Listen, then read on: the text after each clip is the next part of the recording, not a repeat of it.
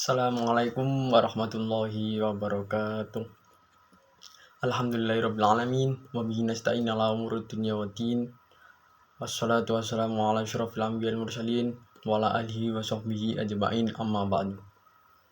Qala wa ta'ala fi kitabil karim. A'udzu billahi minasyaitonir rajim. Bismillahirrahmanirrahim.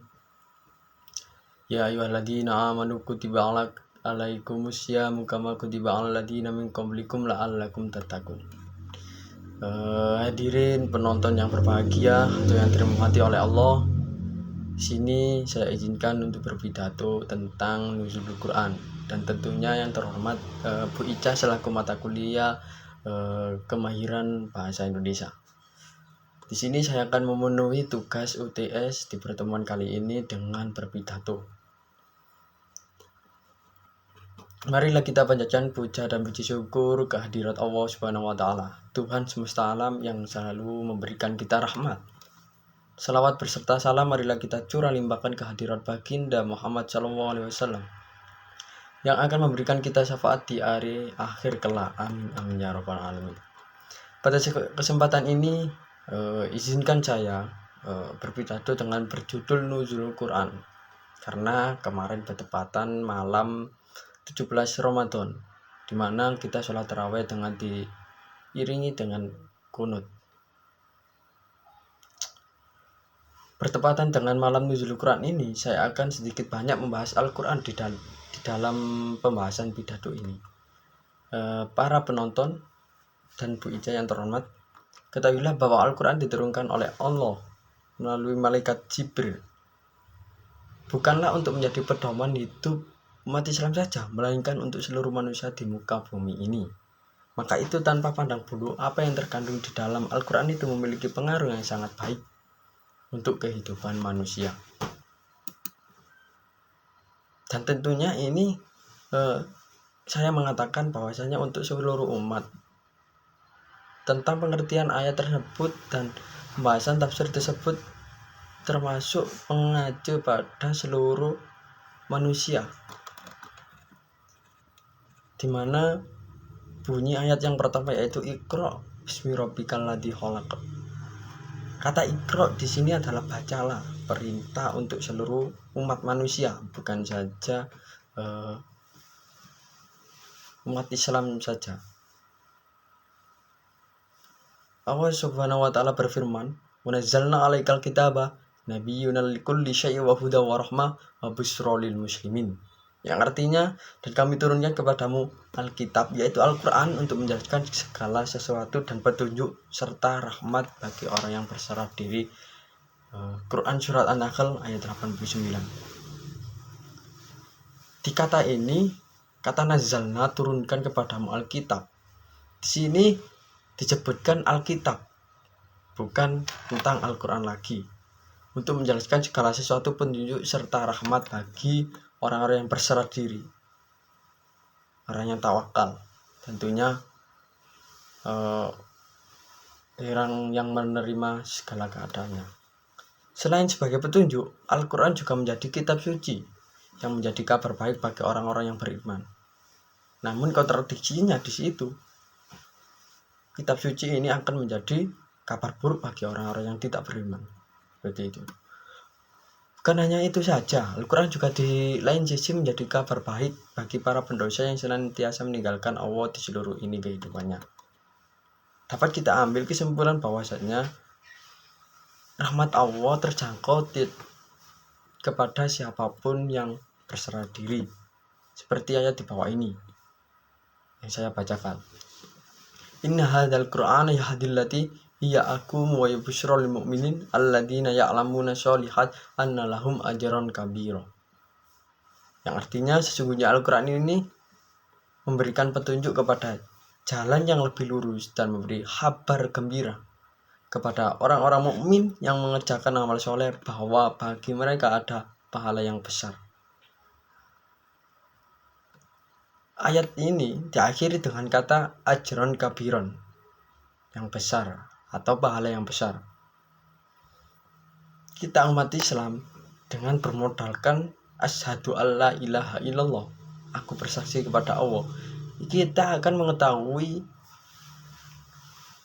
dapat kita lansir bahwasanya kita sudah beriman. Di sini dikatakan orang mukmin yang benar-benar beriman. Apa telah daya pada orang-orang yang hanya ber-KTP-kan Islam yang meninggalkan seluruh kewajibannya. Di sini saya tidak menyalahkan orang yang tidak itu. Tetapi di sini yang saya permasalahkan adalah rahmat Allah yang dimana yang dikabarkan untuk seluruh umat manusia. Lanjut saja, bukan hanya tentang beribadah.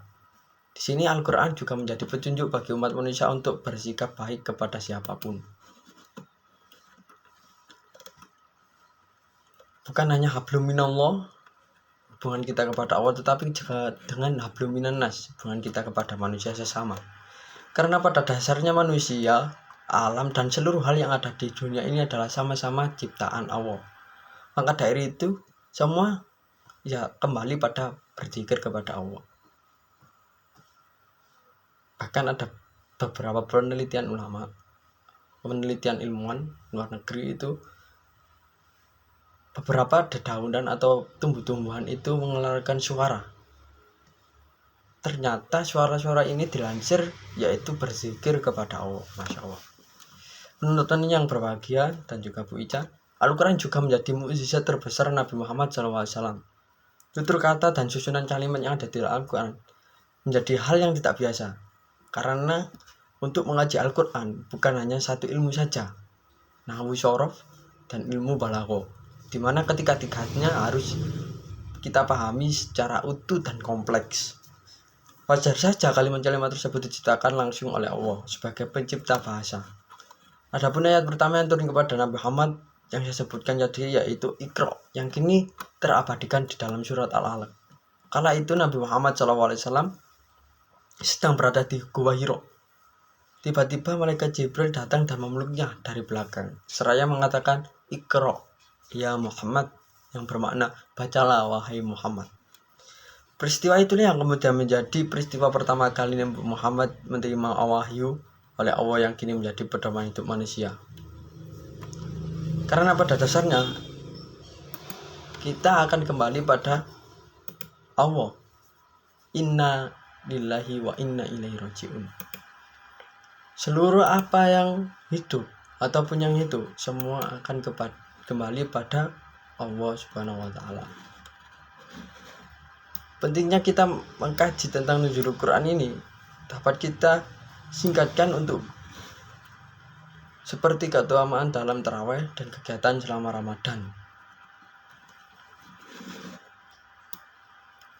Seperti apa yang disebutkan oleh Nabi Muhammad SAW dan seluruh apa yang telah terdapat di hikayat beberapa yang terdapat pada kitab Khulaso Nurul Yakin, yang dimana semua peristiwa peperangan mulai dari perayaan, peringatan seluruh ada di kitab tersebut. Karena bukan hanya Al-Quran saja yang dapat kita kaji, melainkan kitab-kitab pengkarangan ulama juga bisa. Terkemuka Syekh Muhammad bin Ahmad Al-Qurtubi menyebutkan bahwa kitabnya yang berjudul Al-Quran Tafsir Al-Qurtubi, Al-Quran diturunkan di Lauhul Mahfuz secara menyeluruh kepada para malaikat pencatat, yang kemudian Jibril turun membawanya secara berangsur-angsur 1 dan 2 ayat di waktu dalam jangka waktu yang lama. Al-Quran secara total ini terjadi di bulan malam Lailatul Qadar, tepatnya malam 24 Ramadan. Maka dapat kita simpulkan Al-Quran secara bertahap. Wahyu yang pertama Nabi Muhammad surah Al-Alaq ayat pertama tadi yang saya bacakan. Nabi Muhammad pada usia 40 tahun Allah mengutusnya untuk alam semesta menurunkan dari kegelapan menuju terangnya pengetahuan, tepatnya pada 17 Ramadan 13 tahun sebelum hijrah.